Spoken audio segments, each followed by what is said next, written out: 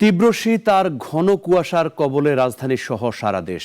দুদিন ধরে দেখা নেই সূর্যের, তার উপরে কমেছে সূর্যের প্রখরতা। দেশের সর্বনিম্ন তাপমাত্রা তেঁতুলিয়ায় 8.3 ডিগ্রি সেলসিয়াস। আবহাওয়া অধিদপ্তর বলছে এই পরিস্থিতি অব্যাহত থাকবে আরও এক সপ্তাহ। রাজধানীর বিভিন্ন স্থান ঘুরে আরও জানাচ্ছেন অলিউল রনি। ঘড়ির কাঁটায় সময় আদাবেলা পেরিয়েছে, তবুও কুয়াশার গাঢ় চাদর ভেদ করে উকি দিতে পারেনি সূর্য। মেঘাচ্ছন্ন ঘোলাটে চারপাশ, সাথে হিমেল হাওয়া। গতকাল থেকেই রাজধানীতে জেঁকে বসেছে শীত। কমেছে দিন ও রাতের তাপমাত্রা, এতে বিপর্যস্ত হয়ে পড়েছে জনজীবন। সবথেকে বেশি বিপাকে শ্রমজীবী মানুষ। শীতবস্ত্রের অভাবে তাই খড়কুটো জ্বালিয়ে চলছে শীত নিবারণের চেষ্টা।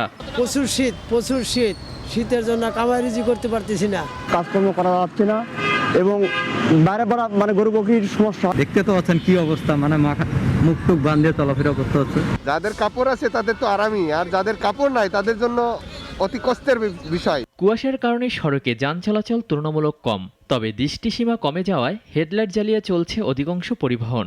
অনেক কষ্ট হয়, হেডলাইট জ্বালায় গাড়ি চালাই, হেডলাইট লাগিয়ে গাড়ি চালাইতে হয়, কিছু দেখা যায় না।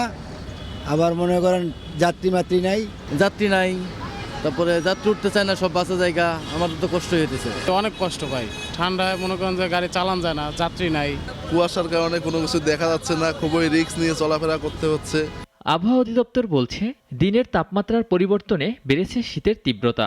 এ পরিস্থিতি থাকবে আরও এক সপ্তাহ। সেই সাথে দেখা যাবে ঘন কুয়াশার, এতে আরও কমবে তাপমাত্রার পারদ, বাড়বে শীতের তীব্রতা। শীতের তীব্রতাটা কম বেশি হচ্ছে দিনের তাপমাত্রার জন্য, দিনের তাপমাত্রা ওঠানামার জন্য। এখন কিন্তু যেটা আছে, আমি যেটা বললাম, কোথাও কোথাও 1 থেকে 10 ডিগ্রি কম আছে। যে অঞ্চলগুলোতে দিনের তাপমাত্রা যত কম, সেখানে শীতের তীব্রতাটা তত বেশি।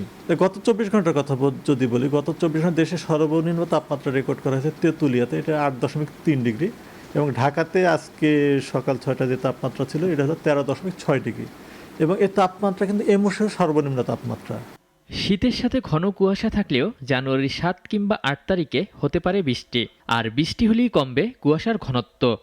জানুয়ারির শুরুতে রাজধানীসহ সারা দেশে অনুভূত হচ্ছে শীত, তবে সে শীত সবার জন্য উপভোগের নয়। খেটে খাওয়া হতদরিদ্র মানুষ, যাদের সামর্থ্য নেই শীতের পোশাক কেনার, তারা পড়েছেন ঘোর বিপদে। আবহাওয়া অফিস থেকে অলিউল রনি, নাগরিক, ঢাকা।